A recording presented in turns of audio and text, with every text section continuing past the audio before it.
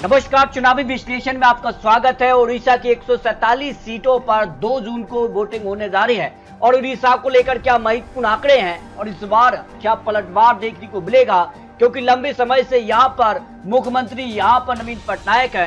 ऐसे में क्या कुछ आंकड़ा बनेगा, क्या यहाँ पर बड़ा उलटफेर देखने को मिलेगा, तो विधानसभा चुनाव का क्या गणित है। उड़ीसा की 147 सीटों पर जो आंकड़े हैं वो बेहद ही चौंकाने वाले सामने आ रहे हैं, क्योंकि यहाँ पर बात की जाए तो 147 सीटों पर 2 जून को यहाँ पर वोटिंग होने जा रही है और यहाँ पर बात की जाए तो कितना कुछ बदलाव उड़ीसा में इस बार देखने को मिल सकता है। इसके साथ ही अगर बात की जाए तो आंध्र प्रदेश, अरुणाचल प्रदेश और सिक्किम में भी यहाँ पर जो है चुनावी तारीखों का ऐलान हो चुका है और यहाँ पर भी काफी कुछ बदलाव देखने को मिल सकता है। तो उड़ीसा में अगर बात की जाए तो बीजू जनता दल यानी नवीन पटनायक लंबे समय से मुख्यमंत्री हैं, तो इस बार कितना बदलाव देखने को मिलेगा और कितना किसके बीच टक्कर देखने को मिलेगी, इसको लेकर महत्वपूर्ण आंकड़े। क्या कांग्रेस उड़ीसा में वापसी कर सकती है या फिर भारतीय जनता पार्टी यहाँ सरकार बना सकती है, क्योंकि बीजू जनता दल ने यहाँ पर 112 सीटों पर जीत हासिल की थी, जबकि भारतीय जनता पार्टी ने 23 सीट और कांग्रेस को 9 सीटें मिली थी इससे पहले जो विधानसभा चुनाव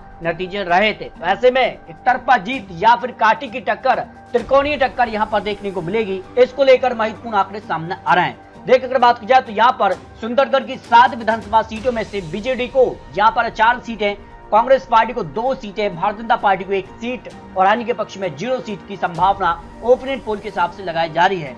सुवर्णनगर की 2 विधानसभा सीटों के लिए भारतीय जनता पार्टी को 0 सीट, जबकि यहाँ पर बीजेडी और कांग्रेस के बीच कांटे की टक्कर देखने को मिल सकती है।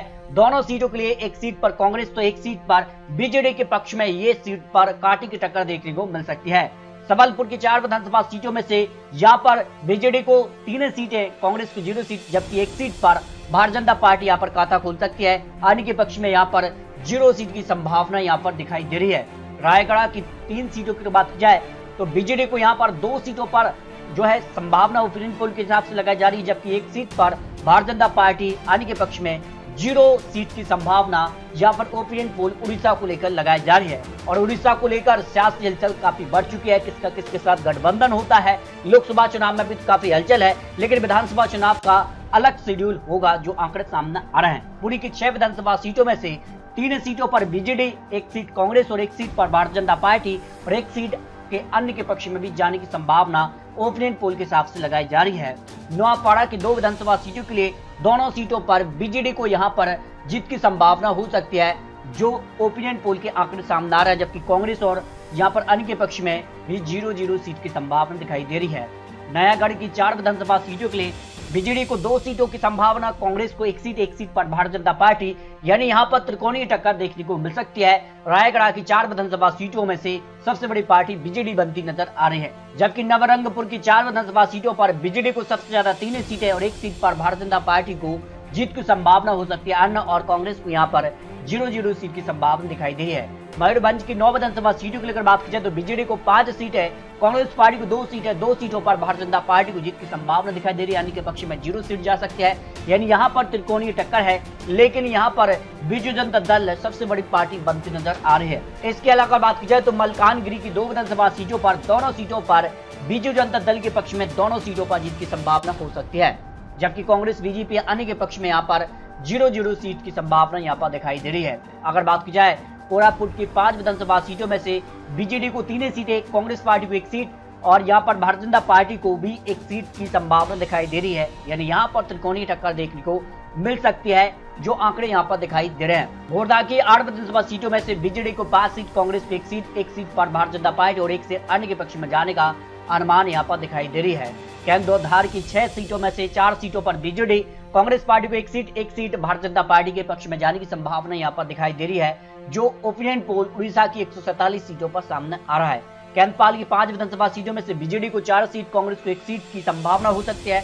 भारतीय जनता पार्टी अन्य के पक्ष में यहाँ पर 0 सीट की संभावना दिखाई दे रही है। अगर बात की जाए तो यहाँ पर बीजू जनता दल अगर सरकार बनाती है तो नवीन पटनायक अगर फिर से मुख्यमंत्री बनते हैं तो वो सबसे लंबे समय तक मुख्यमंत्री पद पर रहने का भी रिकॉर्ड अपने नाम कर लेंगे, जिस कार के आंकड़े बनते नजर आ रहे हैं, जो ओपिनियन पोल के आंकड़े भी सामने आ रहे हैं, जिसमें बीजेडी का पलड़ा भारी नजर आ रहा है। कंधमाल की 3 विधानसभा सीटों में से बीजेडी को 2 सीट, 1 सीट पर भारतीय जनता पार्टी को जीत मिल सकती है। कांग्रेस अन्य के पक्ष में यहाँ पर 0-0 सीट की संभावना दिखाई दे रही है।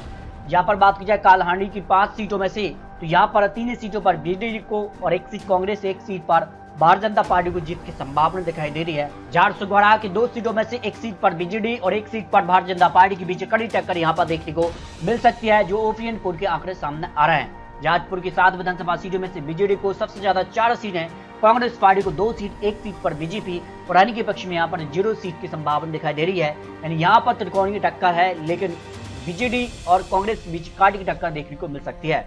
जगत सिंहपुर की 4 विधानसभा सीटों में से 2 सीट पर बीजेडी और 2 सीटों पर भारतीय जनता पार्टी के बीच कड़ी टक्कर देखने को मिल सकती है।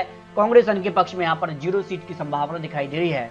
गंजाम की 13 सीटों में से भारतीय जनता पार्टी को 2 सीटें, कांग्रेस पार्टी को 3 सीटें और 8 सीट पर बीजेडी के पक्ष में यहाँ पर जीत की संभावना है। यानी सबसे ज्यादा सीटें यहाँ पर बीजू जनता दल के पक्ष में जा सकती हैं और जो आंकड़े यहाँ पर दिखाई दे रहे हैं। जबकि अगर बात की जाए गजपति की 2 सीटों में से दोनों सीटों पर भी बीजेडी के पक्ष में ही जा रही है कांग्रेस, भारतीय जनता पार्टी अन्य के पक्ष में यहाँ पर 0-0 सीट की संभावना यहाँ पर दिखाई दे रही है। जबकि अगर बात की जाए ढेकनाल की 4 सीटों में से 2 सीटों पर भारतीय जनता पार्टी, 2 सीटों पर बीजेडी के बीच जहां पर कांटे की टक्कर देखने को मिल सकती है, जो अनुमान ओपिनियन पोल के आंकड़े सामने आ रहे हैं। जबकि अगर बात की जाए देवगढ़ की 1 सीट पर भी बीजेडी के पक्ष में 1 सीट जा सकती है।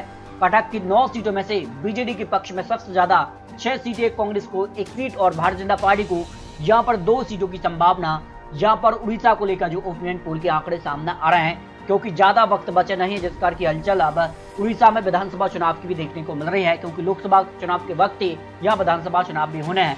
15 की 5 सीटों में से बीजेडी के पक्ष में 4 सीटें, कांग्रेस को 0 सीट, भारतीय जनता पार्टी को 1 सीट, अन्य के पक्ष में यहाँ पर 0 सीट की संभावना दिखाई दे रही है। बौद्ध की 2 विधानसभा सीटों में दोनों सीटों पर भारतीय जनता पार्टी को 0 सीट, कांग्रेस को भी 0 सीट, बीजेडी के पक्ष में दोनों सीट की संभावना दिखाई दे रही है, जो ओपिनियन पोल उड़ीसा की यहाँ पर 147 सीटों पर सामने आ रहा है। बड़गढ़ की 5 विधानसभा सीटों में से 3 सीटों पर बीजेडी और 2 सीटों पर भारतीय जनता पार्टी के बीच कड़ी टक्कर देखने को मिल सकती है। कांग्रेस अन्य के पक्ष में यहाँ पर 0 सीट की संभावना दिखाई दे रही है। बालासोर की 8 विधानसभा सीटों में से बीजेडी को 5 सीटें, कांग्रेस को 2 सीट, 1 सीट पर भारतीय जनता पार्टी को जीत की संभावना है। अन्य के पक्ष में 1 सीट यानी 0 सीट की संभावना दिखाई दे रही है। यानी सीधे तौर पर बालासोर की 8 विधानसभा सीटों पर त्रिकोणीय टक्कर देखने को मिल सकती है। यहाँ पर बात की जाए मलंगर की 5 विधानसभा सीटों में से भारतीय जनता पार्टी को 1 सीट, कांग्रेस को 0 सीट, जबकि बीजेडी को 4 सीटों की संभावना दिखाई दे रही है। और अगर बात की जाए तो हलचल काफी यहाँ पर भी देखने को मिल सकती है।